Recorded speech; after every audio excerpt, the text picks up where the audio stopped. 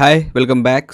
आज जैसा कि आप देख रहे हो, we are going to discuss the time varying electromagnetic field. This is the unit number 3 and for the Lucknow university BTech BSc second semester paper physics paper का ही ये।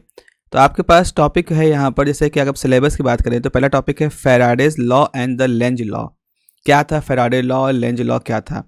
कुछ भी थ्योरी करने से पहले हम एक एक्सपेरिमेंटल सिचुएशन देखते हैं। एक्सपेरिमेंटल सिचुएशन आपको इस डायग्राम में दिखाया जा रहा है। ये देखें, ये डायग्राम है। देखो जरा बैकग्राउंड समझ लो। बैकग्राउंड ये था कि फैराडे ने जब अपना एक्सपेरिमेंट करना शुरू किया तो उससे पहले उनके सामने एक ऑब्जर्वेशन ये था कि उनके पास एक सोच थी कि क्या मैग्नेटिक फील्ड, अगर आपके पास मैग्नेटिक फील्ड है, क्या मैग्नेटिक फील्ड से इलेक्ट्रिसिटी जनरेट की जा सकती है। ये एक रिलेशन था कि मैग्नेटिक एनर्जी से क्या इलेक्ट्रिकल एनर्जी को क्रिएट किया जा सकता है या कन्वर्ट किया जा सकता है। और he was firm believer, Faraday को बहुत विश्वास था कैसा हो सकता है। लेकिन तरीका क्या होगा, वो तरीका ढूंढने के लिए वो एक्सपेरिमेंट कर रहे थे। तो आप जरा एक्सपेरिमेंट को देखें। यहाँ पर आपके पास एक गैल्वेनोमीटर है, दिस इज द गैल्वेनोमीटर, जिसके अंदर एक सुई है। तो ये गैल्वेनोमीटर में सुई अगर बीच में होती है तो इसका मतलब होता है जीरो, मतलब कोई करंट नहीं है। सुई अगर इस डायरेक्शन में है या इस डायरेक्शन में है तो इसका मतलब है कि करंट की डायरेक्शन चेंज हो चुकी है। तो राइट साइड में सुई जा रही है तो करंट की डायरेक्शन हो सकता है लूप में क्लॉकवाइज हो, और लेफ्ट में जा रही हो तो एंटी क्लॉकवाइज, ऐसा कुछ है। अब इसके दोनों टर्मिनल के बीच में एक तार को हमने एक क्लोज लूप बना दिया। इसको हम क्लोज लूप कहते हैं क्योंकि यहाँ पर एक एक तरह से फेरा पूरा बना दिया आया तार, और उसके बाद तार जो है यहाँ पर घूम करके फिर दूसरे सिरे पे चला गया है। आप देखो मैग्नेट का नॉर्थ पोल है, उस नॉर्थ पोल को हम उस लूप के अंदर लेके जा रहे हैं। तो आप क्या कहोगे कि जो मैग्नेटिक लाइनें निकल रही हैं इनकी संख्या में बदलाव होता है, जिसकी वजह से हमारी करंट एक तरफ बहती है। तो ये देखा फैराडे ने कि अगर किसी क्लोज लूप के अंदर मैग्नेटिक फ्लक्स यानी मैग्नेटिक लाइनों की संख्या में बदलाव किया जाए तो उस बदलाव की वजह से जो करंट होती है वो एक डायरेक्शन में फ्लो करती है। यानी कि जो मैग्नेटिक फील्ड एनर्जी से करंट एनर्जी क्रिएट करने की बात थी वो यहाँ पर हो रही थी। एक खास बात ये थी कि अगर आप उसी मैग्नेट को वापस से बाहर निकालोगे तो क्या होगा, मैग्नेटिक फ्लक्स में कमी आएगी और करंट की दिशा एकदम से बदल जाएगी, अपोजिट हो जाएगी। तो मान लीजिए आपने नॉर्थ पोल को इंसर्ट किया तो करंट के लिए सुई डिफ्लेक्ट हुई राइट में, लेकिन जैसे नॉर्थ पोल को आउट किया उस लूप से वैसे ही करंट हो गई लेफ्ट डायरेक्शन में फ्लो कर रही है। लेकिन अगर साउथ पोल को आप इंसर्ट करोगे तो वैसा ही इफेक्ट प्रोड्यूस होगा जैसे नॉर्थ पोल के बाहर निकालने का था, और साउथ पोल को जब बाहर निकालोगे तो वैसा ही इफेक्ट प्रोड्यूस होगा जैसे नॉर्थ पोल को इंसर्ट करने का था। लेकिन अगर आप नॉर्थ और साउथ पोल की वेलोसिटी, मतलब उसको मूव ना करो, उसको स्थिर रखो, स्टेशनरी रखो, तो सर्किट के अंदर कोई भी करंट फ्लो नहीं कर रहा था। तो इन सारे ऑब्जर्वेशन से मूल रूप से फैराडे ने क्या कंक्लूजन निकाला, तो फैराडे का मूल कंक्लूजन यहाँ से ये निकल के आया कि भाई जितनी भी क्लोज लूप होते हैं, यानी क्लोज लूप का मतलब होता है जिसमें कि पूरा सिरा एक सर्किट पूरा हो, तो कितने भी क्लोज लूप होते हैं अगर उसमें मैग्नेटिक फ्लक्स यानी नंबर ऑफ मैग्नेटिक लाइन की संख्या को बदला जाए, समय के साथ उसमें चेंज लाया जाए, तो वहाँ पर एक करंट फ्लो होती है। अब करंट फ्लो होने के पीछे इसका मतलब यहाँ पे जरूर कोई ना कोई पोटेंशियल डिफरेंस होता होगा, या जरूर बैटरी के पास जैसे इलेक्ट्रोमोटिव फोर्स होता है वैसे यहाँ कोई इलेक्ट्रोमोटिव फोर्स जनरेट होता होगा। उस इलेक्ट्रोमोटिव फोर्स के जनरेट होने से वहाँ पर ये करंट फ्लो करती है। So this is called the magnetic induction law, जिसको कि हम फैराडे का लॉ कहते हैं। तो चलिए इसी बैकग्राउंड के साथ आगे हम लोग बढ़ते हैं। यहाँ मैंने लिखा है आपके लिए कि by many experiments, Faraday observed that the time-varying magnetic field produces current effect in closed loop. यहाँ पर closed loop एक शब्द है और दूसरा शब्द है यहाँ पर टाइम वेरिंग मैग्नेटिक फील्ड, मतलब ऐसा मैग्नेटिक फील्ड जो समय के साथ बदल रहा हो और आपका क्लोज लूप हो। तो स्टेटमेंट में हम ये कह सकते हैं कि एक induced electromotive force in a close loop is proportional to the rate of change of magnitude of flux through the loop. तो किसी लूप में कितना इलेक्ट्रोमोटिव फोर्स जनरेट होगा जिसकी वजह से वो करंट जनरेट होगी, वो इस बात पे डिपेंड कर रहा है कि आपके मैग्नेटिक फील्ड के बदलने की रफ्तार क्या है। तो यहाँ पर अगर मैग्नेटिक फ्लक्स को हम 5b से रिप्रेजेंट कर रहे हैं तो हम उसके बदलाव की रफ्तार को दिखा रहे हैं, रेट को दिखा रहे हैं, यानी कि हम टाइम के साथ उसकी बदलाव को शो कर रहे हैं। या और थोड़ा रफली लिखेंगे तो change in the magnetic flux with respect to the change in time, हम इस बारे में इंटरेस्टेड हैं। ओके अब देखो यहाँ पर जो चेंज है ईएमएफ में जो इंड्यूस होता है वो दो फैक्टर पर, मुख्य रूप से दो फैक्टर्स पर डिपेंड करता है। पहला फैक्टर क्या है? पहला फैक्टर ये है कि EMF is directly proportional to change in the magnitude of magnetic flux. मतलब मैग्नेटिक फ्लक्स कितना ज़्यादा है, यानी कि आपका मैग्नेट जो है वो कितना स्ट्रांग है। अगर मैग्नेट स्ट्रांग होगा तो मैग्नेटिक फ्लक्स भी वहाँ पर ज़्यादा होगा। दूसरी तरफ एरिया का भी रोल आता है, क्योंकि मैग्नेटिक फ्लक्स में क्या क्या होता है? मैग्नेटिक फ्लक्स में बी होता है और एरिया भी होता है। तो लूप का एरिया और आपके मैग्नेट की स्ट्रांगनेस, इन दोनों का प्रोडक्ट जो है वो मैग्नेटिक फ्लक्स को बताता है, तो वो कितना स्ट्रांग है। तो EMF directly proportional to the change in the magnetic flux, flux में कितना बदलाव हो रहा है, तो वो सब मैग्नेटिक फ्लक्स पावर और सब पर डिपेंड करता है। दूसरा है EMF is greatest when the change in time is smallest. यानी कि समय, यानी कम से कम समय में अगर ज़्यादा से ज़्यादा फ्लक्स का चेंज करोगे तो ईएमएफ स्ट्रांग होगा। कहने का मतलब है आप बहुत तेज़ी से फ्लक्स का चेंज कर रहे हो।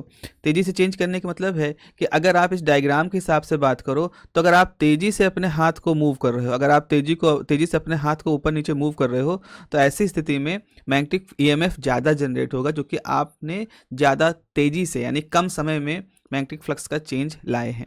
ऐसे ही EMF is inversely proportional to delta T, वही चीज़ यहाँ पे लिखी गई है। एक बात और है कि ये एन पे भी डिपेंड करता है, मतलब कितने फेरे हैं। आपने लूप ऐसे सिंगल लूप बनाया जिसमें एन की वैल्यू 1 है, या आपने लूप बनाया उसमें इस तरह से कई फेरे लपेट दिए, मान लो एन की वैल्यू 100 है, तो अगर एन की वैल्यू 100 है तो वो सारा इफेक्ट जो एक लूप पे काम करता है वो 100 लूप पे एक साथ काम करेगा, तो 100 टाइम बढ़ जाएगा। तो इस तरह से अगर मैथमेटिक्स की बात करें तो मैग्नेटिक ईएमएफ जो होता है, इस मैग्नेटिक इंडक्शन के थ्रू जो ईएमएफ जनरेट होता है वो डिपेंड करता है नंबर ऑफ टर्न्स पर और मैग्नेटिक फ्लक्स के समय के साथ बदलाव पर, rate of change of magnetic flux. तो इसे कहते हैं Faraday law of induction, unit इसकी वोल्ट होती है। लेकिन यहाँ पर एक नेगेटिव साइन लगा है, तो आपको इस नेगेटिव साइन के बारे में समझना है। और असल में जो नेगेटिव साइन है ये आपका लेंज लॉ कहलाता है, इसको लेंज लॉ से डिराइव किया जाता है। अब देखो इत्तेफाक देखो, ये जो सवाल था कि क्या मैग्नेटिक फील्ड से, मैग्नेटिक एनर्जी से इलेक्ट्रिक करंट जनरेट की जा सकती है, ये सवाल एक ही समय में कई लोगों के दिमाग में चल रहा था।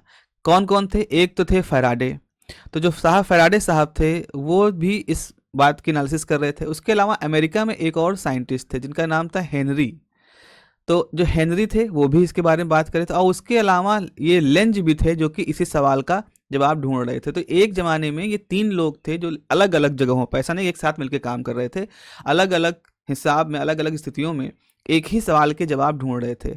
अब इसमें फैराडे को सफलता मिलती सबसे पहले और वो उसको दुनिया के सामने लेके आते हैं, तो फैराडे लॉ ऑफ इंडक्शन कहते हैं। लेकिन हेनरी भी लगभग लगभग उसी समय जवाब पा जाते हैं और लेंज भी उसी समय जवाब पा जाते हैं, और सब इंडिपेंडेंटली होते हैं। तो समय के साथ साथ तो हम फैराडे को नाम देते हैं, लेकिन जब लोगों को पता चलता है कि हेनरी ने भी अपने लेवल पे काम किया, लेंज ने भी अपने लेवल पे काम किया, तो आप पाओगे कि इस इलेक्ट्रोमैग्नेटिक इंडक्शन की थ्योरी में इन तीनों लोगों का योगदान देखा जाता है। जैसे फैराडे के नाम पे तो लॉ ऑफ इंडक्शन पढ़ा, लेकिन इस निगेटिव साइन को फैराडे जानते थे, लेकिन लेंज ने इसको सबसे अच्छे तरीके से एक्सप्लेन किया था। तो इसीलिए फैराडे लॉ के अंदर ये नेगेटिव साइन को लेंज लॉ कह दिया गया। आगे हम देखेंगे कि जब हम इलेक्ट्रोमैग्नेटिक इंडक्शन की सहायता से सेल्फ इंडक्टेंस डिफाइन करते हैं, तो सेल्फ इंडक्टेंस की जो यूनिट होती है उसको हेनरी कहा जाता है। तो हेनरी भी वहाँ पर आ गए। तो इस तरह से तीनों वैज्ञानिक जो एक साथ अलग अलग जगहों पर एक ही सवाल के जवाब ढूंढ रहे थे और सवाल के जवाब पाए भी थे, उन सबको इस थ्योरी में समय के साथ साथ अपना अपना स्थान मिल गया। तो लेंज लॉ क्या कहता है? लेंज लॉ कहता है कि भाई आपने अभी तो ये कहा, फैराडे साहब ने कहा कि अगर मैग्नेटिक फ्लक्स में चेंज होगा तो वहाँ पर एक इलेक्ट्रोमोटिव फोर्स जनरेट होगा जिसकी वजह से करंट जनरेट होगी। लेकिन जो करंट की दिशा है वो दिशा किस हिसाब से फॉलो हो रही है, वो दिशा किस लॉ को फॉलो कर रही है? तो असल में वो जो लॉ है, बेसिकली जो लेंज का लॉ है, वो उस डायरेक्शन ऑफ करंट को शो करती है और उसके पीछे एक और बहुत ही फंडामेंटल लॉ काम करता है जिसको हम लोग बात करेंगे। तो यहाँ पर लिखा है कि the electromotive force creates a current I, ठीक है, एक करंट जनरेट करता है, and the magnetic field B that opposes the change in flux delta phi, Lenz law. यहाँ पे क्या कह रहे हैं कि जो इलेक्ट्रोमोटिव फोर्स की बात हो रही है, इलेक्ट्रोमोटिव फोर्स ना केवल एक करंट जनरेट करता है, लेकिन वो करंट को जनरेट करके एक मैग्नेटिक फील्ड जनरेट करता है। और उस मैग्नेटिक फील्ड काम ये होता है कि पहले से आने वाली मैग्नेटिक फील्ड का विरोध करे। कहने का मतलब यहाँ पर ये है, लेंज लॉ ये कह रहा है कि जब आप से एक इस डायग्राम को देखो, आपके पास ये मैग्नेट है, मैग्नेट का नॉर्थ पोल आप इस कॉइल की तरफ ले जा रहे हो, ये क्लोज कॉइल है, तो आपके मैग्नेट का मैग्नेटिक फील्ड जो है बी एम है। बी एम मतलब आपके मैग्नेट का मैग्नेटिक फील्ड। उसके बाद क्या हुआ, तो जब आप इसको ले जाओगे इस कॉइल के पास, तो इसकी मैग्नेटिक लाइन इससे गुजरेंगी, तो मैग्नेटिक लाइन गुजरने से मैग्नेटिक फ्लक्स में चेंज होगा। मैग्नेटिक फ्लक्स में चेंज होने की वजह से इस सर्किट के अंदर एक करंट जनरेट होगी। अब सवाल ये है, करंट किस तरफ जनरेट होगी? करंट तो ऐसे भी जनरेट हो सकती है, करंट ऐसे भी जनरेट हो सकती है, दोनों तरफ इसकी डायरेक्शन हो सकती है। तो डायरेक्शन ऑफ करंट ऐसी होगी कि वो जो करंट जनरेट होगी वो इस कॉइल में एक मैग्नेटिक फील्ड जनरेट करेगी। आप देखो, ये जो कॉइल की मैग्नेटिक फील्ड यहाँ जनरेट हो रही है, और ये जो कॉइल की मैग्नेटिक फील्ड होगी इसकी दिशा ऐसी होगी कि ये आने वाली जो मैग्नेट है, चुंबक का जो मैग्नेटिक फील्ड, उसको विरोध करेगी। तो एक तरह का अपोजिशन यहाँ पर होगा। इसी को रिप्रेजेंट करते समय हमने नेगेटिव साइन को यहाँ पे देखा, नहीं लेंज ने इसको बताया। तो इसको हम हिंदी में कहते हैं कि जिस कारण से करंट जनरेट हो रही है उसका विरोध हो रहा है। तो आप जब चुंबक को पास ले जा रहे हो तो फ्लक्स बढ़ रहा है, फ्लक्स बढ़ने से अब आपकी जो कॉइल होगी, ये कॉइल इस बाहर से आने वाले चुंबक को पीछे ढकेलना चाहेगी।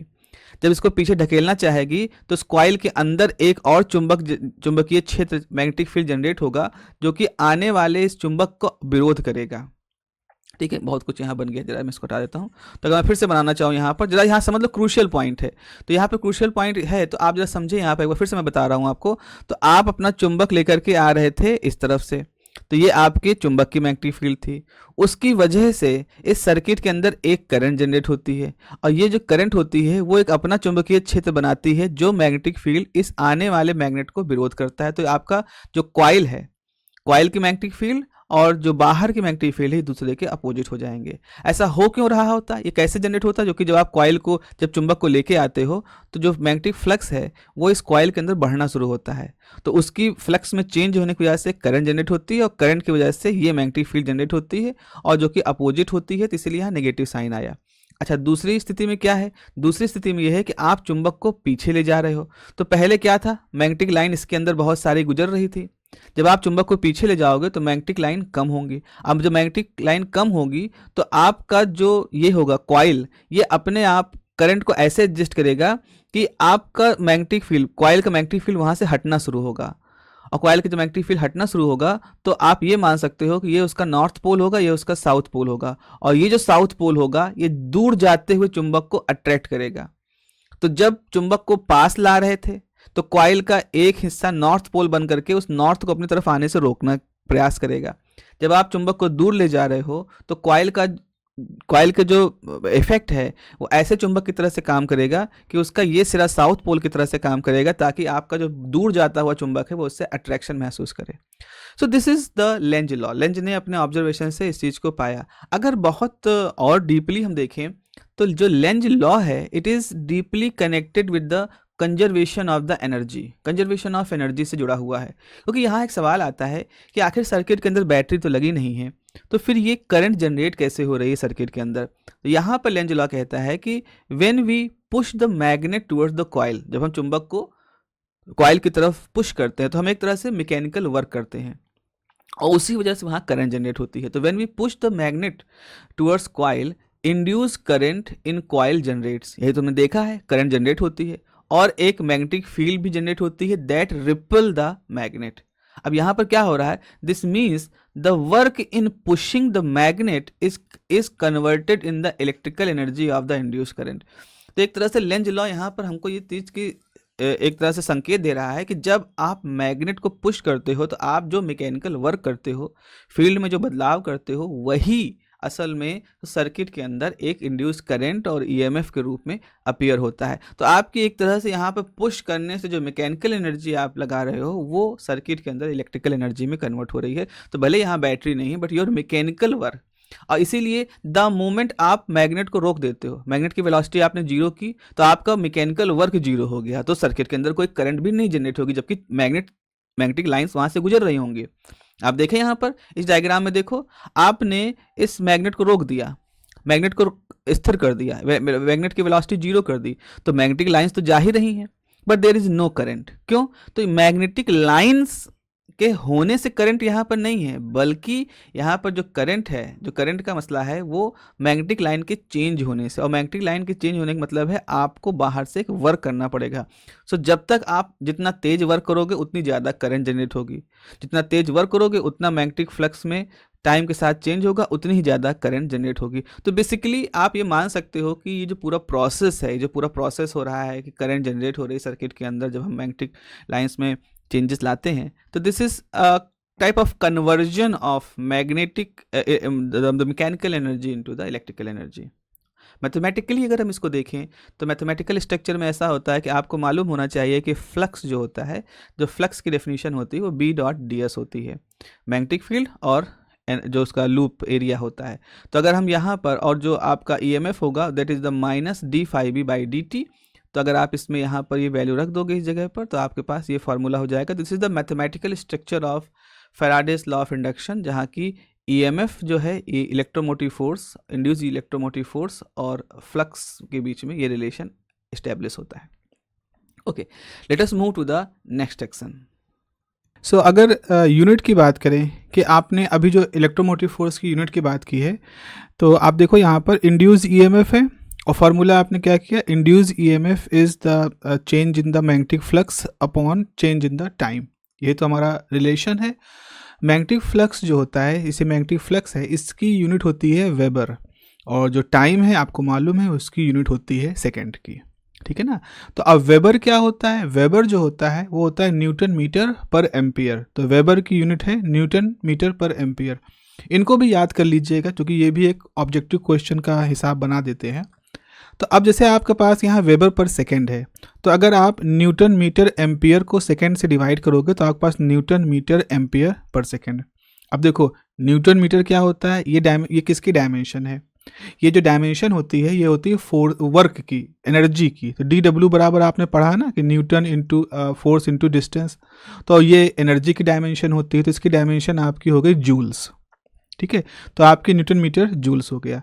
अच्छा, एम्पियर क्या होता है, एम्पियर मतलब current, D Q by D T, यानी कि कूलम पर सेकेंड होता है, और उसको सेकंड से मल्टीप्लाई कर दोगे तो एम्पियर का जो कूलम पर सेकेंड है वो सेकेंड सेकेंड कैंसिल हो जाएगा, सिर्फ कूलम बचेगा। और जूल पर कूलम जो होता है वो वोल्ट होता है। आपको याद होना चाहिए वोल्ट बराबर क्या होता है, जो वर्क डन है और divided by the test charge की वैल्यू। तो joule upon coulomb, this is the volt. तो इसका मतलब है इंड्यूस ईएमएफ, इसीलिए इसको कह रहे हैं क्योंकि इसकी यूनिट भी वही होती है जो वोल्टेज डिफरेंस की होती है। अगर हम इसके डिफरेंशियल फॉर्म की बात करें तो जो डिफरेंशियल फॉर्म होता है वो ऐसे लिखा जाता है, डेल क्रॉस ई बराबर minus del B by del T. यहाँ पे minus del B by del T क्या शो कर रहा है, वो मैग्नेटिक फ्लक्स का टाइम के साथ चेंज शो कर रहा है, और जो लेफ्ट हैंड साइड की वैल्यू है डेल क्रॉस ई, ये आपके कर्ल को शो कर रहा है। तो curl of E is equal to minus del B by del T, हम इसको ऐसे लिख सकते हैं। अब हम थोड़ा सा गहराई की तरफ जाते हैं। अभी तक तो चलो 12वीं वाली बात कर रहे थे, अब हम थोड़ा 13वीं वाली बात करते हैं, आप जो बीएससी में है उसकी बात करते हैं कि इंड्यूस्ड इलेक्ट्रिक फील्ड को हम वेक्टर पोटेंशियल के टर्म में लिखने की प्रयास करेंगे। वेक्टर पोटेंशियल के टर्म में लिखने का यहाँ हमारा इसका मोटिवेशन है। अब यहाँ पर कई सवाल उठ जाते हैं एकदम से आकर के, भाई ये वेक्टर पोटेंशियल क्या होता है, वेक्टर भी कह रहे हो पोटेंशियल भी कह रहे हो। नॉर्मली आप लोगों ने जब इलेक्ट्रोस्टैटिक पढ़ा है तो वहाँ पर आप ऐसा लिखते हो कि E बराबर minus del of V। V को क्या कहते हैं, इलेक्ट्रिक पोटेंशियल, और ये कैसी क्वांटिटी होती है, ये एक स्केलर क्वांटिटी होती है। तो आप कहते हो V जो है स्केलर क्वांटिटी है, उस पर जब डेल ऑपरेट करते हैं, उसका ग्रेडियंट लेते हैं तो हमारे पास एक वेक्टर क्वांटिटी इलेक्ट्रिक फील्ड आ जाती है। लेकिन यहाँ पर देखो हम पोटेंशियल भी कह रहे हैं और वेक्टर भी कह रहे हैं, मतलब हम वेक्टर पोटेंशियल की बात कर रहे हैं, और ये अपने आप में बड़ा ज़बरदस्त आइडिया है, और जो मैग्नेटिक फील्ड का एक बहुत ही इंपॉर्टेंट आइडिया है कि ये ऐसी दुनिया है जहाँ पोटेंशियल भी वेक्टर हो सकता है। तो मैग्नेटिक फील्ड में खास बात क्या होती है, वहाँ दो तरह के पोटेंशियल होते हैं, एक होता है स्केलर पोटेंशियल मैग्नेटिक फील्ड में, और एक होता है वेक्टर पोटेंशियल, को ए से डिनोट करते हैं। नॉर्मली स्केलर पोटेंशियल को हम फाई से डिनोट करते हैं, मैग्नेटिक स्केलर पोटेंशियल को फाई से रिप्रेजेंट करते हैं, और मैग्नेटिक वेक्टर पोटेंशियल को ए से शो करते हैं। इसके अपने कारण हैं कि क्यों दो तरह के पोटेंशियल होते हैं, बहुत बढ़िया थ्योरी है यहाँ पर। लेकिन इलेक्ट्रिक फील्ड में सिर्फ और सिर्फ एक तरह का पोटेंशियल होता है जिसको कि हम स्केलर इलेक्ट्रिक पोटेंशियल कहते हैं, जो स्केलर ही होता है। तो ये एक बहुत बड़ा डिफरेंस है इलेक्ट्रिक फील्ड में और मैग्नेटिक फील्ड की बीच में। हमने कई समानताएं देखी हैं। फैराडे ने या मैक्सवेल की थ्योरी आपने पढ़ी है, तो मैक्सवेल ने ये दिखाया था कि इलेक्ट्रोमैग्नेटिक थ्योरी में इलेक्ट्रिक फील्ड और मैग्नेटिक फील्ड काफ़ी सिमेट्री रखते हैं, उनकी इक्वेशंस बड़ी सिमेट्रिक हो जाती हैं। उसी सिमेट्री को बनाने के लिए वो डिस्प्लेसमेंट करंट इंट्रोड्यूस करते हैं। लेकिन यहाँ मैं आपको बता रहा हूँ कि तमाम सिमेट्री के बावजूद भी कुछ बड़े डिफरेंसेस हैं जो इलेक्ट्रिक फील्ड और मैग्नेटिक फील्ड की थ्योरी में एग्जिस्ट करते हैं। तो ठीक है, मैथमेटिकल स्ट्रक्चर में सिमेट्री है जिससे इलेक्ट्रोमैग्नेटिक थ्योरी आई है, लेकिन चूंकि अब आप इंडिपेंडेंटली मैग्नेटिक थ्योरी पढ़ रहे हो, इंडक्शन पढ़ रहे हो, तो आप ये समझो कि इलेक्ट्रिक फील्ड में सिर्फ और सिर्फ एक तरह का पोटेंशियल होता है जिसको कि स्केलर पोटेंशियल कहते हैं। लेकिन मैग्नेटिक फील्ड में दो तरह के पोटेंशियल एग्जिस्ट करते हैं, एक कहलाता है स्केलर पोटेंशियल, दूसरा कहलाता है वेक्टर पोटेंशियल। अब वेक्टर पोटेंशियल क्या होता है? Vector potential is a vector field to explain B. मतलब बी जो होता है, यानी कि जो आपने मैग्नेटिक इंडक्शन कहते हैं, बी को एक्सप्लेन करने के लिए हम एक और क्वांटिटी का इस्तेमाल करते हैं, ए का। अब इसको समझो, ए का अगर आप डेरिवेटिव ले लोगे तो आपको बी मिलेगा। अगर मैं आपसे कहूं कि बी को ए की जानकारी से निकाला जा सकता है, ये तो फॉर्मूला दिखा रहा है कि आपके पास मान लो शुरू में ए है, एक क्या है अभी उसके बारे में धीरे धीरे आएंगे। आपके पास ए है, एक वेक्टर टर्म है ए, अगर उसका आप कर्ल ले लोगे, यानी कि आपने इस वेक्टर का कर्ल ले लिया, तो आपको क्या मिल जाएगा? बी। अब बी है हमारी मैग्नेटिक फील्ड, तो इसका मतलब मैग्नेटिक फील्ड को कैलकुलेट कर रहे हैं विद द हेल्प ऑफ ए। ये बिल्कुल वैसा है जैसे वी आपके पास है, आपने उस पर ग्रेडियंट ले लिया तो आपको इलेक्ट्रिक फील्ड मिल गई। ऐसे ए है, उस पर कर्ल ले लिया तो आपको मैग्नेटिक फील्ड मिल गई। क्योंकि ए से हम एक फील्ड ए के द्वारा कर्ल अप्लाई करके हम मैग्नेटिक फील्ड ड्राइव कर सकते हैं, इसीलिए ए को हम पोटेंशियल कह रहे हैं। क्योंकि पोटेंशियल मतलब क्या होता है? पोटेंशियल ऐसा टर्म जिसके ऊपर अगर आप डेल लैप्लासियन ऑपरेटर ऑपरेट करो आपको फील्ड दे दे। तो यहाँ पर v को पोटेंशियल कह रहे हैं क्योंकि उसके ऊपर डेल ऑपरेट होकर के e दे रहा है, और वहाँ पर a को पोटेंशियल कह रहे हैं क्योंकि उसके ऊपर कर्ल ऑपरेट होकर के b दे रहा है। ये लॉजिक है इसको पोटेंशियल कहने का, और वेक्टर क्वांटिटी है। तो अब अगर मैं इसको कैसे समझाने की कोशिश करूँ, ये एक मैथमेटिकल इसका महत्व है। ए का जो महत्व है वो मैथमेटिकल है। मैथमेटिकल आप जब और इलेक्ट्रोमैग्नेटिक थ्योरी की गहराई में उतरते हो तो आपको कई बार महसूस होता है कि ज़्यादा अच्छा हो कि ए के टर्म में सारे कैलकुलेशन किए जाएं बजाय बी के। इसको ऐसे समझो, अगर मैं आपसे कहूं कि इस फॉर्मूले में कौन ज़्यादा फंडामेंटल है, ए ज़्यादा फंडामेंटल है कि बी ज़्यादा फंडामेंटल है, तो आपका जवाब ये आएगा कि यहाँ ए ज़्यादा फंडामेंटल है, क्योंकि ए के ऊपर कुछ ऑपरेट करके बी निकाला जा रहा है। यानी बी एक डेरिवेटिव की तरह से निकल रहा है, डेरिवेटिव है उससे एक उत्पाद निकल रहा है।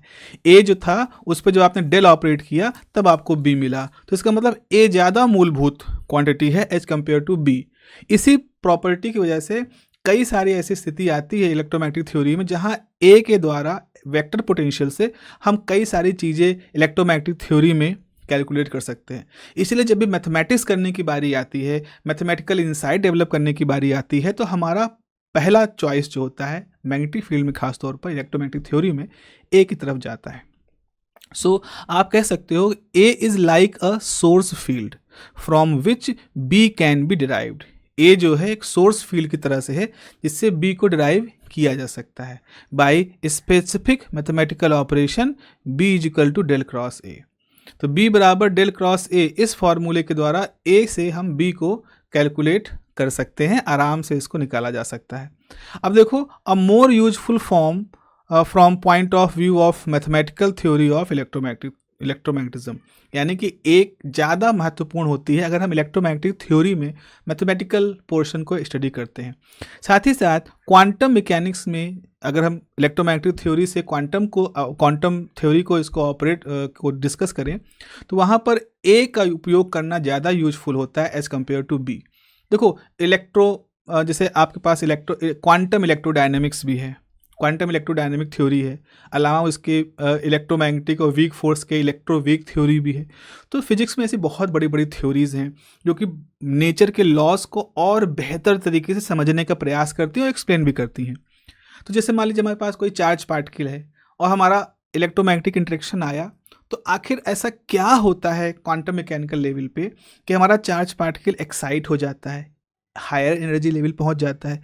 आप लोगों ने बोहर की थ्योरी में से पढ़ा होगा कि इलेक्ट्रॉन अगर ग्राउंड स्टेट में है तो वो फोटोन एब्जॉर्ब करके एक्साइटेड स्टेट में पहुंच जाता है। लेकिन ये एब्जॉर्प्शन कैसे होता होगा, क्या होता है, क्या एक कुछ मतलब एब्जॉर्प्शन कैसे हो गया, कैसे एक तरह की एनर्जी इलेक्ट्रॉन के अंदर घुस गई तो इलेक्ट्रॉन कैसे उसको एब्जॉर्ब करके कैसे कहीं और पहुंच गया और फिर वापस एमिट हुआ। तो इस तरह की चीज़ों को क्वांटम इलेक्ट्रोडायनेमिक्स बहुत प्यार से, बहुत ही एक्यूरेसी समझाती है। उस थ्योरी में हमको पता चलता है कि अगर हम ए का इस्तेमाल करें बजाय बी के तो हम ज़्यादा स्मूथ तरीके से अपनी थ्योरी को एक्सप्लेन कर पाते हैं। ऐसे ही इसी का एक रूप ये है कि आपका जो वेक्टर पोटेंशियल है वो सिंप्लीफाई कर देता है कॉम्प्लेक्स सॉल्यूशन को। ये हेल्पफुल होता है इस बात को एक्सप्लेन करने के लिए कि इलेक्ट्रोमैग्नेटिक वेव और मैटर के बीच में, मैटर मतलब ये पार्टिकल के बीच में इंटरेक्शन कैसे होता है, और साथ ही साथ इलेक्ट्रोमैग्नेटिक इंडक्शन को भी बहुत अच्छे से समझा ले जाता है। तो इसीलिए हम अपनी थ्योरी में कह सकते हैं कि हम बी के जगह पर अगर हम ए के टर्म में अपनी चीज़ों को एक्सप्लेन करें तो हम ज़्यादा बेहतर, ज़्यादा उपयोगी मैथमेटिकल थ्योरी बना ले जाएंगे। तो जैसे हमको ये सब पता चला कि भैया अब बी को रिप्लेस करता हुआ ए आ गया है, तो सबसे पहले हमने कहा कि चलो भाई ऐसा करते हैं, जो अभी तक हमने बनाया है उसी पे पहले अप्लाई करते हैं। तो मैग्नेटिक फ्लक्स बराबर integration over surface B dot D S होता है। हमने देखा बी बराबर डेल क्रॉस ए है, तो चलो ऐसा करते हैं, इस बी की वैल्यू को यहाँ पुट कर देते हैं। तो मैग्नेटिक फ्लक्स बराबर सरफेस इंटीग्रेशन बी की जगह पर डेल क्रॉस ए रखा, डॉट डी एस, ये आपके पास आ गया। अब ये जो है पूरा जानकारी सरफेस में है। स्टोक थ्योरम जो कहता है वो सरफेस इंटीग्रेशन की जानकारी को लाइन इंटीग्रेशन में कन्वर्ट कर देता है। तो जैसे ही आप इस पूरी जगह पर स्टोक थ्योरी लगाओगे, जो पूरा इंटीग्रेशन इस पर स्टोक थ्योरम लगाओगे, तो ये बिल्कुल से कन्वर्ट हो जाएगा ए डॉट डी एल पर। अब ए डॉट डी एल में क्या, पहले आपने कहा था डी एस, मतलब कोई सरफेस होगा, ये डी एस है। अब ये जो इंटीग्रेशन में सर्किल बना है, ये इस सरफेस की जो बाउंड्री है इसकी बात हो रही है, तो ये बाउंड्री ऑफ द डीएस है। अब आप क्या करोगे, तो आपके पास फ्लक्स कैसे आ गया, फ्लक्स बराबर ए डॉट डी एल। पहले क्या था, फ्लक्स बराबर था B dot D S integration over surface. अब flux A dot D L over the boundary of the surface. तो आप देख रहे हो कैसे मैग्नेटिक फ्लक्स की फॉर्मूला ए के टर्म में ए डॉट डी एल हो जाता है और बी के टर्म में बी डॉट डी एस होता है। फैराडे लॉ में आपने इलेक्ट्रोमोटिव फोर्स बराबर माइनस आपने फाई बी रख दिया, फाई बी की वैल्यू रख दी, ठीक है, ये आप लगाते चले जा रहे हो। इलेक्ट्रोमोटिव फोर्स को हम ई डॉट डी एल लिख सकते हैं, तो आपने लेफ्ट साइड में ई डॉट डी एल लिखा, राइट साइड में डी बाई डी टी अंदर ऑपरेट किया तो हमने पार्शियल में किया इसको। अब जरा सा इसको लेफ्ट साइड में एडजस्ट करो, इंटीग्रेशन बाउंड्री इधर है, डी डॉट डी एल इधर है, तो ये पूरा जो इंटीग्रेंट है ये जीरो आ गया, तभी तो इसका इंटीग्रेशन जीरो होगा। तो आपने, अब आप कहते हो, अब एक क्वांटिटी और इंटीग्रेशन की आती है कि अगर कोई क्वांटिटी है ए डॉट डी एल के फॉर्म में लिखी जा रही है, ए में कोई क्वांटिटी मान लो कि एस डॉट डी एल के फॉर्म में लिखी जा रही है, तो इस स्थिति में हम ये लिख सकते हैं कि जो आपका एस होगा वो नेगेटिव ग्रेडियंट ऑफ कोई क्वांटिटी होगा वी। तो यहाँ पर चूंकि इंटीग्रेशन में E plus del I by del T का लाइन इंटीग्रेशन जीरो है, तो इसका मतलब है कि इस पूरे क्वांटिटी को हम किसी वेक्टर पोटेंशियल के नेगेटिव ग्रेडियंट के फॉर्म में लिख सकते हैं, क्योंकि ये असल में इलेक्ट्रोस्टैटिक कंडीशन की बात कह रही हैं। तो अब आपने अगर ऐसा लिखा और del by del A T को इधर ले गए, तो ई बराबर minus del A by del T minus del V आ गया। अब आप कहोगे सर ये कौन सा ई है, तो मैं कहूँगा बेटा ये इंड्यूस्ड इलेक्ट्रिक फील्ड, चूंकि यहाँ फैराडे लॉ लगाया है, तो ये जो इलेक्ट्रिक फील्ड, ये वो वाली इलेक्ट्रिक फील्ड नहीं है जो चार्जों की वजह से होती है, वो वाली इलेक्ट्रिक फील्ड है जो मैग्नेटिक फ्लक्स के चेंज होने से होती है। तो आप यहाँ पर ये देख रहे हो कि जो इंड्यूस्ड इलेक्ट्रिक फील्ड होती है उसमें माइनस डेल डॉट वी तो होता ही है, साथ ही साथ minus del A by del T भी आ जाता है। ये बहुत ज़रूरी चीज़ है, भले ही हमें ऑब्जेक्टिव टाइप क्वेश्चन करने हैं, लेकिन ये हिस्सा बहुत ज़रूरी हिस्सा है। मैं बताता हूँ आपको क्यों हिस्सा है बहुत ज़रूरी। क्योंकि इससे पहले आपने क्या पढ़ा है, इससे पहले बच्चा आपने पढ़ा है कि जहाँ बहुत सारे चार्ज होते हैं वहाँ उन चार्जों की वजह से एक इलेक्ट्रिक फील्ड होती है, ठीक है। तो जहाँ बहुत सारे चार्ज होते हैं वहाँ जो इलेक्ट्रिक फील्ड होती है उसको इलेक्ट्रोस्टैटिक फील्ड कहते हैं, और वो इलेक्ट्रोस्टैटिक फील्ड जो होती है वो माइनस डेल टाइम वी के बराबर होती है। लेकिन यहाँ हमारे पास कौन सी फील्ड है, इंड्यूस्ड इलेक्ट्रिक फील्ड है। ये induced electric field magnetic flux के चेंज की वजह से आई है। तो जब मैग्नेटिक फ्लक्स चेंज होते हैं तो जाहिर सी बात है वहाँ चार्जों का भी डिस्टर्बेंस होता है। तो आपका इंड्यूस्ड इलेक्ट्रिक फील्ड में माइनस डेल वी तो होता ही है, जैसा कि इलेक्ट्रोस्टैटिक में होता है। साथ ही साथ एक और टर्म आ जाता है del A by del T, जो कि टाइम के साथ चेंज होने वाला टर्म है। ठीक है ना, ये देखो यहाँ पर तो E बराबर माइनस डेल वी भी है और साथ ही साथ minus del A by del T भी है। और जहाँ del A by del T एक ऐसा टर्म है जो किसी भी तरह से V से नहीं जुड़ा है। तो पहला टर्म तो V से जुड़ा है इलेक्ट्रोस्टैटिक पोटेंशियल से, लेकिन दूसरा टर्म V से नहीं जुड़ा है।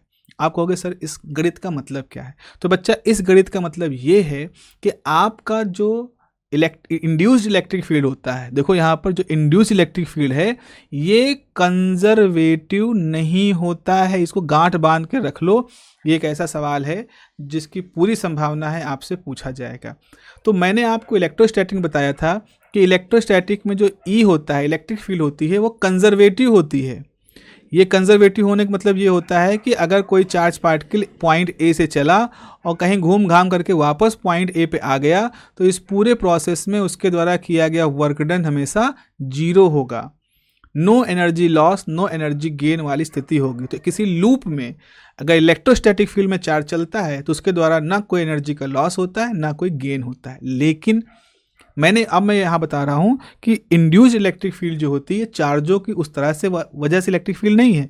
ये एक ऐसी इलेक्ट्रिक फील्ड है जो नॉन कंजर्वेटिव होती है। नॉन कंजर्वेटिव होने का मतलब है कि जब कोई चार्ज पार्टिकल पॉइंट ए से चलेगा और घूम घाम के वापस आएगा तो उसकी एनर्जी थोड़ी सी बदल चुकी होगी, फिर अगले चक्र में उसकी एनर्जी और बदल चुकी होगी। अगर ये एनर्जी बदलेगी नहीं तो समझ लो इन चार्जों के मोशन से जो करंट डेवलप होगी उसकी वजह से कोई इलेक्ट्रिक फील्ड ऐसी बन ही नहीं पाएगी जो कि बाहर से लगने वाली इलेक्ट्रिक फील्ड का विरोध करे। तो इसलिए आपकी जो इंड्यूस्ड इलेक्ट्रिक फील्ड होती है ये नॉन कंजर्वेटिव होती है। मुझे इस बात की काफ़ी ज़्यादा संभावना है कि हो सकता है आप में से बहुत सारे लोगों को ये बात जो मैंने डिस्कस किया है पिछले 5-7 मिनट में ये ना समझ में आए, लेकिन मुझे इस बात का भी उतना यकीन है कि ये वीडियो आप में से जो लोग बीएससी पास कर लोगे, एमएससी करोगे, एमएससी में जब इलेक्ट्रोस्टैटिक पढ़ोगे और जब आप वहाँ पर इस तरह की बातें पढ़ोगे और फिर से 2 साल बाद, 3 साल बाद, 4 साल बाद घूम के इस वीडियो पे आओगे, आपको इस पूरे 10 मिनट का जो मेरा डिस्कशन है इसके डिस्कशन की एक एक बात, इसके पीछे की एक एक दिया गया मेरा तर्क, इसके पीछे की आने वाली हर फिलॉसफी की झलक उस दिन आपको एकदम एब्जॉर्ब लेवल पर आपको समझ में आएगी।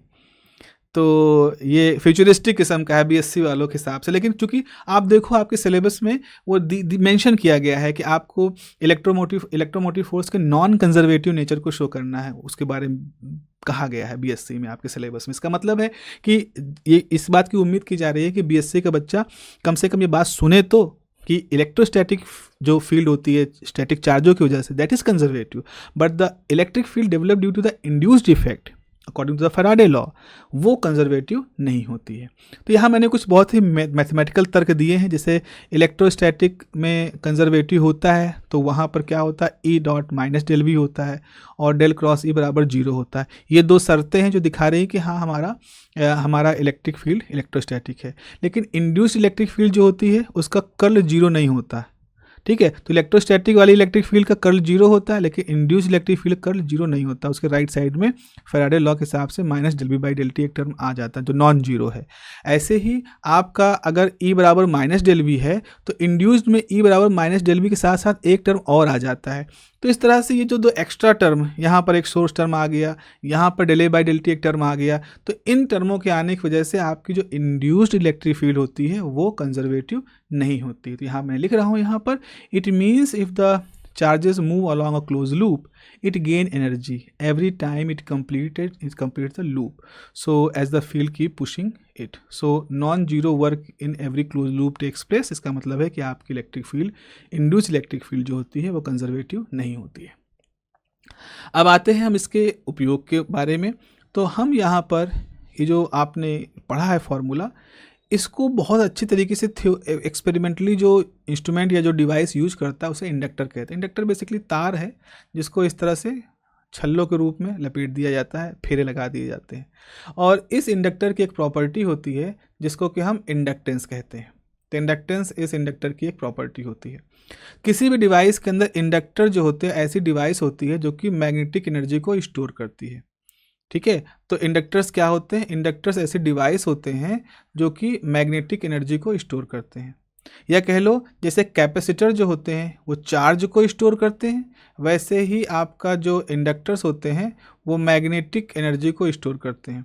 तो ये एक बहुत बड़ी खास बात है। Inductors are storage unit for the magnetic energy and capacitors are the storage unit for the electric energy. ये दो चीज़ों को आपको समझना है मल्टीपल चॉइस क्वेश्चन के लिहाज से। अगर अब क्या होता है कि अगर एक सिंगल कॉइल, जैसे मैंने यहाँ आपको बताया कॉइल मतलब इस तरह से एक कॉइल है, अगर एक सिंगल कॉइल है तो जब उसमें करंट चेंज होती है तो मैग्नेटिक फ्लक्स में भी चेंज होता है। तो आप ये कह सकते हो कि जो मैग्नेटिक फ्लक्स होता है उस सर्किट में जो करंट के बहने से बनता है वो करंट पे डिपेंड करता है। तो यानी मैग्नेटिक फ्लक्स प्रोपोर्शनल होता है करंट के। अगर प्रोपोर्शनलिटी का साइन हटाते हैं तो वहाँ पर हम एक टर्म इस्तेमाल करते हैं एल में। अब यहाँ बात हम अकेली कॉइल कह रहे हैं। ये कॉइल है, इसमें हमने करंट का फ्लो कराना शुरू किया।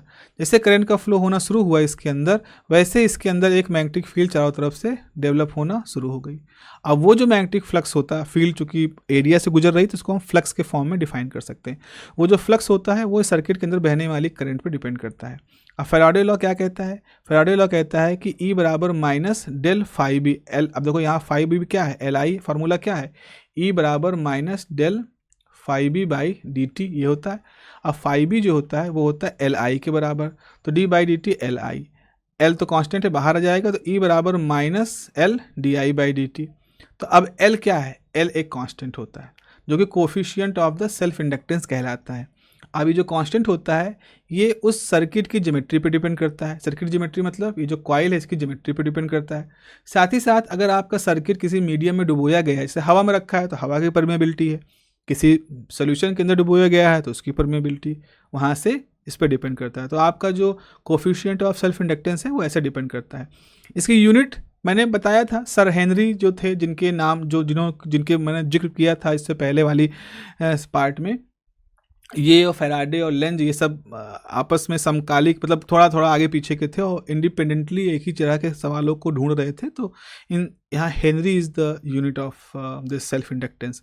अब यहाँ पर हम एक कंपैरिजन कर सकते हैं मैकेनिक्स के साथ। एक बड़ा अच्छा सा कंपैरिजन आता है। जैसे मान लीजिए आपके पास एक सर्किट है जिसके अंदर एक कॉइल लगी है और आप इसके अंदर करंट को फ्लो कराना चाहते हैं। तो हम ये देखते हैं कि करंट एकदम से इसमें से फ्लो नहीं करती, बल्कि करंट का एक धीरे धीरे ग्रोथ होता है। मतलब करंट ग्रो करती धीरे धीरे, इसे कहते हैं growth of current and decay of current through the LR circuit. आप लोगों ने पढ़ा होगा, नहीं पढ़ा कब होगा? इलेक्ट्रॉनिक्स में पढ़ोगे, 4th सेमेस्टर में पढ़ोगे, आगे ये 12th में पढ़ा होगा। तो अब हम ये कंपैरिजन कर सकते हैं। जैसे पार्टिकल मैकेनिक्स में आप क्या देखते हो? मैकेनिक्स में हमारे पास एक टर्म होता है फोर्स। तो कॉइल में वही काम वोल्टेज कर रहा है। अगर कॉइल का क्रॉस पोटेंशियल है तो वहाँ पर करंट फ्लो करेगी। ऐसे ही अगर कहीं फोर्स लग रहा है किसी पार्टिकल पर तो पार्टिकल की कुछ वेलोसिटी होगी। तो फोर्स की प्रेजेंस से वेलोसिटी का एक एग्जिस्टेंस है, ऐसे ही वोल्टेज की प्रेजेंस से करंट का एग्जिस्टेंस है। जहाँ हम डिस्प्लेसमेंट की बात करते हैं मैकेनिक्स में, वहाँ इस कॉइल सर्किट वगैरह में हम चार्ज की बात करते हैं। जैसे वहाँ पर F बराबर ma फॉर्मूला है, ऐसे यहाँ पर V बराबर L time D I by D T है। तो देख रहे हो यहाँ पर अगर V है तो V की इक्विवेलेंट I है, M के इक्विवेलेंट L है। तो यानी कि जिस तरह से मैकेनिक्स में मास अपना रोल प्ले करता है वही काम सर्किट के अंदर L प्ले करता है। अब आप कहोगे सर मैकेनिक्स में मास का रोल क्या है? तो आपको याद होना चाहिए कि मास जो होता है उसके पास इनर्शिया का गुण होता है। मास की वजह से एक इनर्शिया गुण होता है, इनर्शिया की प्रॉपर्टी होती है। रोटेशन मोशन है तो मोमेंट ऑफ इनर्शिया मास के डिस्ट्रीब्यूशन पे डिपेंड करता है।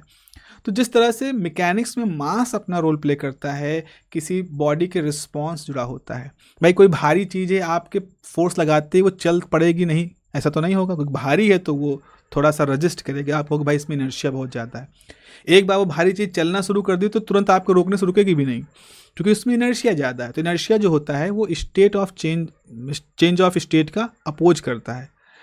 ठीक है। अच्छा, एक बॉल है, बहुत हल्की बॉल है, चल रही, आपने एकदम से रोक दिया, रुकी हुई एकदम से चला दिया, बिकॉज उसका मास कम है, उसमें इनर्शिया कम है, तो आपके फोर्स लगाते ही वो तुरंत रिस्पॉन्स इसलिए करती है क्योंकि उसके अंदर अपनी स्टेट को बनाए रखने वाली जो प्रॉपर्टी है जो कि मास की वजह से आती है वो कम है उसके अंदर।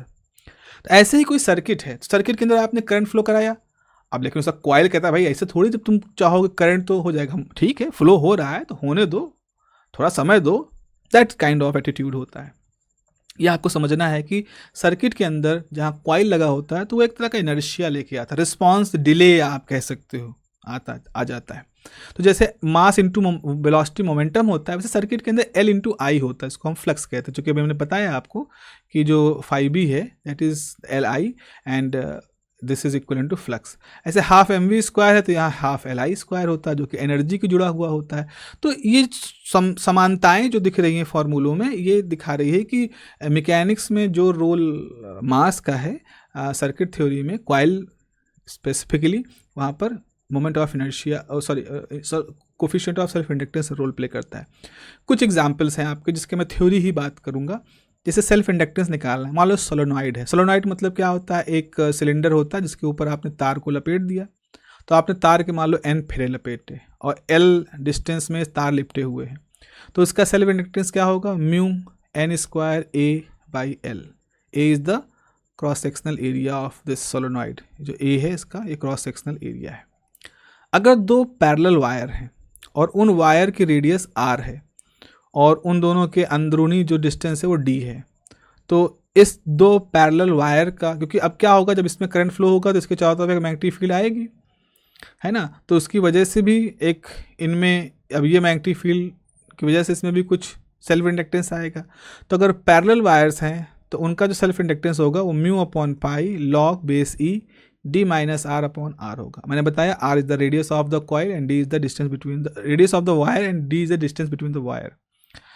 सपोज आपके पास दो कोएक्सियल सिलेंडर हैं, कोएक्सियल सिलेंडर है, एक सिलेंडर आपका बाहर है जिसकी रेडियस बी है, एक सिलेंडर अंदर है जिसका रेडियस ए है, तो उसके लिए एल क्या होगा, mu upon 2 pi log base E B by A हो जाएगा।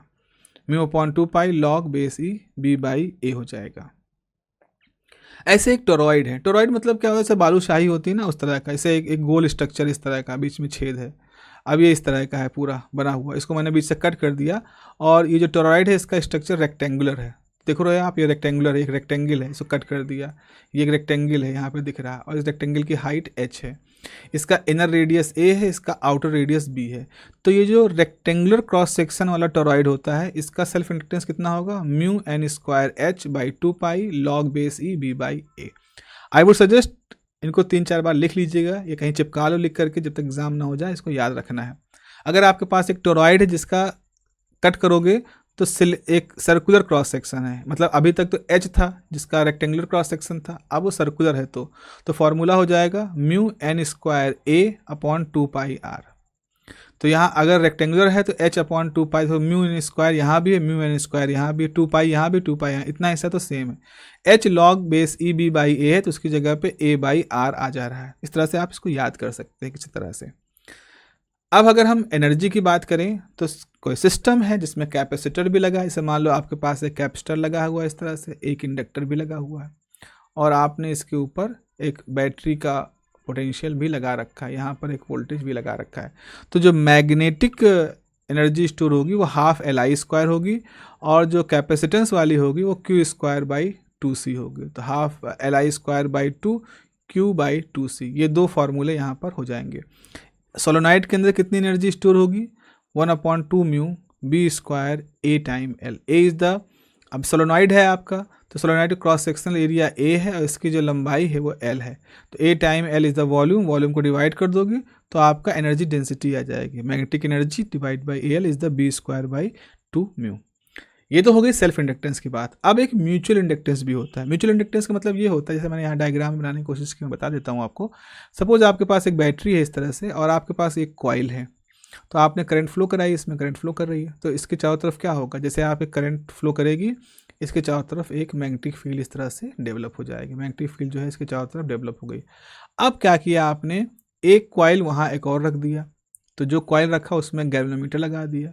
तो जैसे पहली सर्किट, इसको प्राइमरी कहते हैं, तो जैसे प्राइमरी के अंदर आप देखो, प्राइमरी के अंदर जैसे करंट फ्लो करेगी उसके वजह से एक मैग्नेटिक फ्लक्स डेवलप होगा और वो मैग्नेटिक फ्लक्स सेकेंडरी से भी जुड़ जाएगा। सेकेंडरी को 2 कहें, प्राइमरी को 1 कहें, तो हम कहेंगे कि सेकेंडरी के साथ एक फ्लक्स जुड़ा है, flux associated with secondary due to the primary. तो करंट फ्लो कर रही है प्राइमरी में और फ्लक्स जो हो रहा है वो जुड़ा हुआ है सेकेंडरी के साथ में। अब सेकेंडरी में गैल्वेनोमीटर है, तो ये होगा कि जब सेकेंडरी कॉइल से फ्लक्स जब मूव करेगा तो सेल्फ इंडक्टेंस या इलेक्ट्रोमैग्नेटिक इंडक्शन की प्रॉपर्टी से इसके अंदर भी एक करंट का फ्लो हो जाएगा। तो यहाँ खास बात क्या है, बैटरी लगी है पहली सर्किट में, लेकिन उसकी वजह से करंट जनरेट हो रहा है दूसरे सर्किट में जहाँ बैटरी नहीं है। इस घटना को म्यूचुअल इंडक्टेंस कहते हैं, मतलब पड़ोस में जो इंडक्टेंस हुआ, पड़ोस में जो चेंज हुआ। तो यहाँ पे लिखा है φ1 क्या है, is the flux of B through the secondary में जो फ्लक्स जा रहा है। तो φ1 proportional to I1, proportionality sign हटेगा, एक कांस्टेंट आएगा। अब वो जो कांस्टेंट होगा उसको हम M21 लिखेंगे, मतलब connected with secondary due to the primary. 2 is the secondary, 1 is the primary. तो आपके पास एक इलेक्ट्रोमोटिव फोर्स सेकेंडरी में आ गया E21। E21 क्या है समझो, कंफ्यूजिंग है थोड़ा। प्राइमरी में करंट फ्लो हुई तो प्राइमरी में एक फ्लक्स बना, वो फ्लक्स सेकेंडरी से गुजरा, तो उस फ्लक्स की वैल्यू जो सेकेंडरी से गुजरी है वो φ21 है, मतलब सेकेंडरी से गुजरने वाला फ्लक्स जो कि प्राइमरी की वजह से आया है, और उसकी वजह से सेकेंडरी के अंदर जो इंड्यूस होगा EMF, उसका ये फार्मूला है। तो आप देखो EMF इंड्यूस हो रहा है सेकेंडरी के अंदर और करंट कहाँ फ्लो कर रही है, प्राइमरी के अंदर। अब जब प्राइमरी के अंदर करंट फ्लो करेगी तो इसके चारों तरफ भी अपना एक मैग्नेटिक फ्लक्स डेवलप होगा, वो मैग्नेटिक फ्लक्स प्राइमरी पे असर डालेगा, तो प्राइमरी में फिर एक E21 आ जाएगी, current in primary due to the secondary. तो वहाँ पर कोफिशिएंट हो जाएगा M21, तो यहाँ पर E12 की वैल्यू हो जाएगी M12, और इसके लिए कौन जिम्मेदार है, करंट इन सेकेंडरी। तो इस तरह से पहली सर्किट का असर दूसरी सर्किट पे, दूसरी सर्किट का असर पहली सर्किट पे, एक म्यूचुअल उन दोनों के बीच में एनर्जी, एक इंटरेक्शन होता है। तो अगर आपके पास एक कांस्टेंट है M12 या M21, तो उसको हम एक नॉर्मल वैल्यू M के बराबर लिख सकते हैं। कुछ एप्लीकेशन की बात करें तो जैसे म्यूचुअल इंडक्टेंस है आपके पास कंसेंट्रिक सोलेनॉइड का। कंसेंट्रिक सोलेनॉइड का मतलब ये है कि मान लो आपके पास इस तरह से एक कोई कागज़ का सिलेंडर था, एक कागज़ का सिलेंडर है, उसके ऊपर हमने क्या किया, हमने इस तरह से तार लपेट दी है। तो देखो मैं आपको जो येलो कलर के दिखा रहा हूँ, ये मान लो एक तरह के तार है जो लपेटे गए हैं। फिर उसके बीच में जगह बना करके हमने यहाँ पर इस तरह से एक और तार लपेट दी, जो रेड कलर का बता रहा हूँ, ये एक और तरह के तार हैं, और इन तारों को सेकेंडरी कहा गया और इससे पहले वाले जो तार थे उनको प्राइमरी कहा गया था। ये दो तरह के हमने तार यहाँ पर लपेट दिए हैं। तो सिलेंडर एक ही था, कागज़ का सिलेंडर एक था, उस पर एक प्राइमरी लपेटा और उनसे बिना कांटेक्ट मिलाए सेकेंडरी लपेट दिया। तो अब सवाल ये है कि दोनों कॉइल, अब किसी एक में करंट, प्राइमरी में करंट फ्लो करोगे तो जो फ्लक्स होगा वो तो सेकेंडरी से भी गुजरेगा, तो सेकेंडरी में भी कुछ ना चेंज होगा। तो वो जो म्यूचुअल इंडक्टेंस होगा दोनों कॉइल में, उसकी वैल्यू क्या होगी, μ0 प्राइमरी में फेरों की संख्या, सेकेंडरी में फेरों की संख्या मल्टीप्लाई बाय एरिया। तो आप देख रहे हो म्यूचुअल इंडक्टेंस किस पे डिपेंड कर रहा है, μ0 तो फ्री स्पेस की बात है, नंबर ऑफ, अब ये NP क्या है, number of turn per unit length, मतलब इस सोलेनॉइड की लेंथ अगर L है और प्राइमरी में फेरों की संख्या N है, तो NP by L, number of turn in primary divide by L is the NP। ऐसे ही टोटल फेरों की संख्या सेकेंडरी में NS थी, L से डिवाइड करोगे तो वो NS हो गया। तो यहाँ पर N is not the total number of turns, बल्कि number of turns per unit length in primary, number of turn per unit length in the secondary. और एरिया है, एरिया प्राइमरी सेकेंडरी के बराबर, चूंकि सेम सिलेंडर पे लपेटा गया है। अब यहाँ पर ये होता है कि अगर हम कहें कि एक कॉइल इसमें करंट फ्लो हुई तो इसका भी अपना कुछ सेल्फ इंडक्टेंस होगा L1, दूसरी कॉइल में भी करंट फ्लो हुई तो उसका भी अपना सेल्फ इंडक्टेंस होगा L2, और इन दोनों के बीच में चूँकि फ्लक्स का आदान प्रदान है तो आपका म्यूचुअल कोफिशिएंट जो होगा वो M है। तो M12 जो होता है वो बराबर होता है √L1 L2 के। अब यहाँ पर एक कांस्टेंट यूज करते हैं K कहते हैं कपलिंग कांस्टेंट, K की वैल्यू 1 बराबर या 1 से कम होती है। ये कांस्टेंट इस बात पे डिपेंड करता है कि ये दोनों कॉइलें कितने आपस में पास हैं, क्योंकि ज्योमेट्री कैसी से ये पहले केस देखो गुथी हुई हैं, तो यहाँ के लगभग 1 के बराबर होगा। आपने एक कॉइल यहाँ रखी, आपने एक कॉइल यहाँ रखी, तो इसका फ्लक्स का पूरा हिस्सा नहीं जाएगा, कुछ फ्लक्स तो ऐसे लॉस हो जाएगा जो कि इससे कनेक्ट नहीं है। तो यहाँ के की वैल्यू जो है वो 1 से कम हो जाएगी। तो के इज द कपलिंग कांस्टेंट। तो एक जनरल फार्मूला क्या हो गया, M21 is equal to √L1L2 times के। अब देखो यहाँ पर मान लो दो इंटरेक्टिंग सर्किट्स हैं आपके, अगर सीरीज़ के अंदर हैं, जैसे एक में करंट फ्लो कर रही है I1, दूसरे में करंट फ्लो कर रही है I2, तो आपका जो टोटल इस पूरे सिस्टम का आपके पास दो कॉइल हैं और उनमें म्यूचुअल इंडक्टेंस भी है, तो टोटल मैग्नेटिक फील्ड उनमें स्टोर होगा, वो होगा ½ L I1² plus ½ L2 I2²। यहाँ L2 मतलब सेकेंडरी, L1 मतलब प्राइमरी, I1 मतलब करंट प्राइमरी, I2 मतलब करंट सेकेंडरी, और plus minus M time I1 I2 होगा। सपोज आपका सीरीज में इंडक्टेंस जुड़े हुए हैं, जैसे यहाँ देखो एक इंडक्टर फिर बगल में दूसरा इंडक्टर, करंट I है जो पहले से गुजरती है दूसरे से गुजरती है, तो टोटल वोल्टेज जो होगा वो होगा R1 प्लस R2, मतलब पहली कॉइल का रेजिस्टेंस दूसरी कॉइल का रेजिस्टेंस टाइम I जो करंट है, plus L1 plus L2 plus 2M di/dt। If R is neglected, तो आप अगर रेजिस्टेंस बहुत कम है तो आपके पास फार्मूला इस तरह से आ जाता है। यहाँ पर प्लस माइनस का टर्म होता है जो कि पॉजिटिव कपलिंग और नेगेटिव कपलिंग को बताता है। Positive coupling negative coupling basically क्या होता है कि किस डायरेक्शन में फ्लक्स प्राइमरी में है पहले वाले में, और किस डायरेक्शन में दूसरे वाले में। अगर दोनों सेम में है तो पॉजिटिव कपलिंग, और अगर अपोजिट है तो नेगेटिव कपलिंग।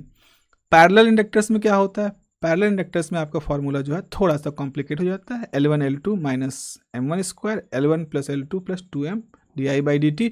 तो इफेक्टिव जो सेल्फ इंडक्टेंस होता है वो L1 L2 minus M², L1 plus L2 plus minus 2M होता है। तो दिस इज़ द फार्मूला।